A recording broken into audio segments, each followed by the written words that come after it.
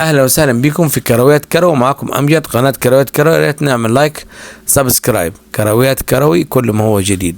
امجد وقناه كرويات كروي. نبدا اخبارنا. العناوين كده بسرعه. ازمه ميدو مع مجلس اداره الزمالك. نجاة ميدو من هذا الفخ. الرابطه والنادي الاهلي يرفضان هذا القرار الناري. الظروف تخدم اداره الاهلي امام الجمهور. الأهلي هل يقول الحقيقة للجمهور؟ اللجوء لعدة سبب تطويل المدة. الأهلي يطول مدة قبل بدء الدوري. الزمالك وفريق ستيلنبوش وموعد اللقاء الذهاب والإياب. استبعاد 3 نجوم من الأهلي من منتخب مصر، ونجم الأهلي هدد بالرحيل في خلال أسبوع. طيب نقول أخبارنا كده. ميدو كان في أزمة مع الإدارة، بوادر أزمة. إن هو بيقول أنا مش قادر أجدد، أنا أجل الجلسة. ليه؟ إيه السبب؟ لا أنا اتصلت تليفونيا، لكن عشان أعقد جلسة رسمية وأنهي الحسم بتاع تجديد أحمد زيزو لازم مقدم تعاقد يكون جاهز. ده طلب ميدو. كان المجلس بيقول لا بعدين ونجيبه بعدين ونبقى نبعته له، مش عارف. قال لا احنا لازم مقدم التعاقد يكون جاهز عشان أبقى أنا ليا ثقل وفي مصدر ثقة متبادل بينه وبين اللعيب، نقصر الطرق ويتم التجديد للاعب الزمالك أحمد زيزو.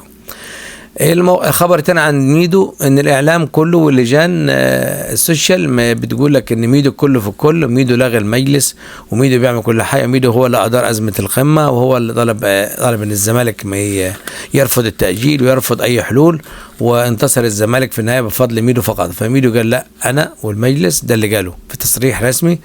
المجلس بنعمل مع بعض وفي تعاون من كل اعضاء المجلس. كابتن حسين لبيب هو اللي دار ازمه القمه، وفي تنسيق بين كابتن حسين لبيب والاستاذ عمرو الجنايني وكابتن حازم امام وميدو واعضاء مجلس الاداره. كل الناس بتعاون مع بعض ونجا من هذا الفخ بذكاء كبير من ميدو.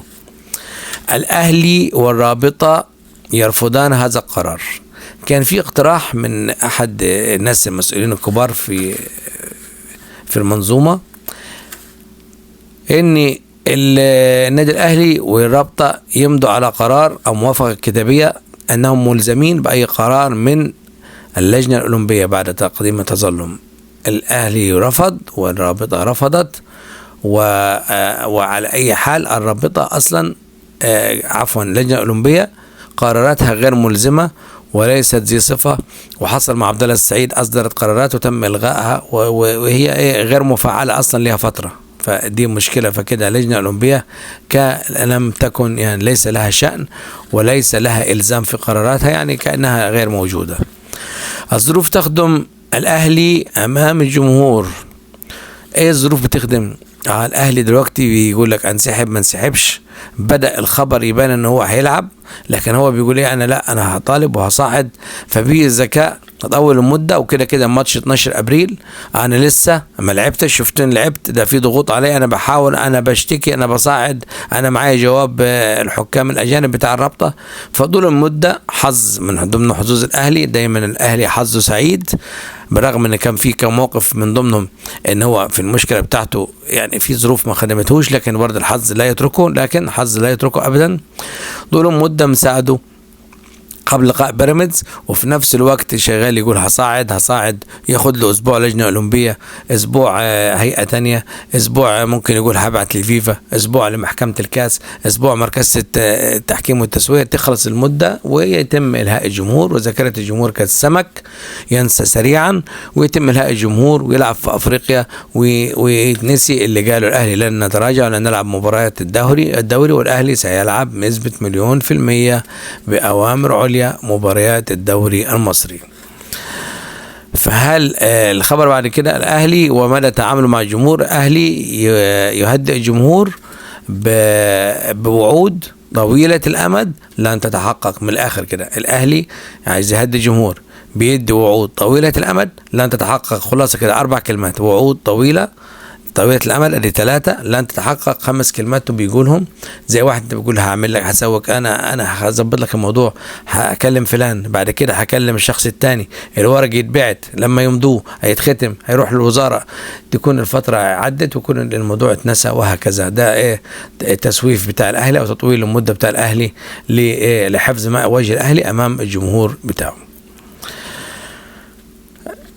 الزمالك وستيلنبوش يلعب في بطولة الكونفدرالية، فريق الجنوب افريقي هيخلي المباراة 2 ابريل اللي هو الذهاب هناك الساعة 3 عصرا. طبعا الميعاد صعب، والاهلي لعب فيه وصعب جدا في جنوب افريقيا في ملعب كيب تاون في جنوب افريقيا الساعة 3 عصرا 2 ابريل. اعتقد ان رمضان هيكون انتهى تقريبا، يكون انتهى.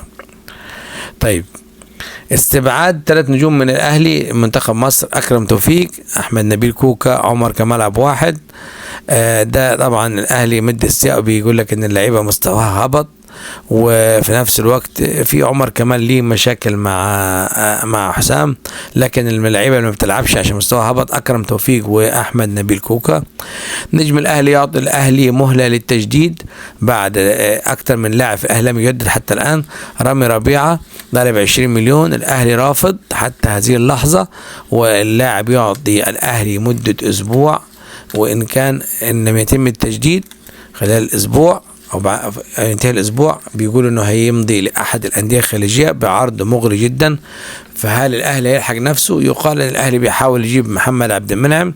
محمد عبد المنعم حتى هذه اللحظه رافض، هو ما بيلعبش في ناديه وما بيشاركش ومتضايق، لكن رافض العوده الى الدوري المصري، عايز يكمل طريقه في الاحتراف، وده تفكير سليم من اللاعب طبعا، ان هو ممكن يوم من الايام زي النني مرموش زي كده. دي كانت كل اخبارنا، كان معاكم امجد قناه كروي. تحياتي لكم، الى اللقاء. تحياتي، ودايما كل ما هو جديد، والى اللقاء، وكل سنه حضراتكم بخير. تحياتي لكم. لايك سبسكرايب، نقول مرة تانية لايك سبسكرايب. تحياتي.